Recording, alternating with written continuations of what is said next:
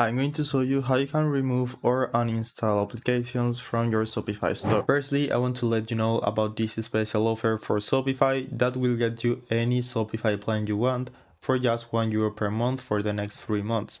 So you can choose any plan. So in my case, I have chosen the most expensive one, which normally it will be almost €400 per month. But with this special offer, it's just €1.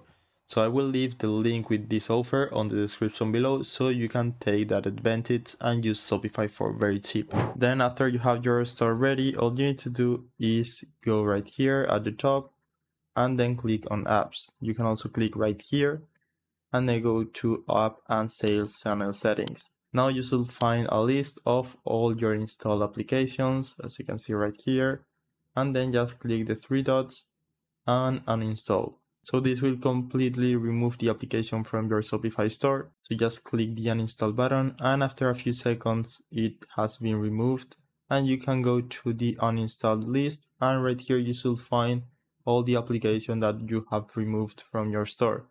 So that's it. I hope it was helpful and thanks for watching.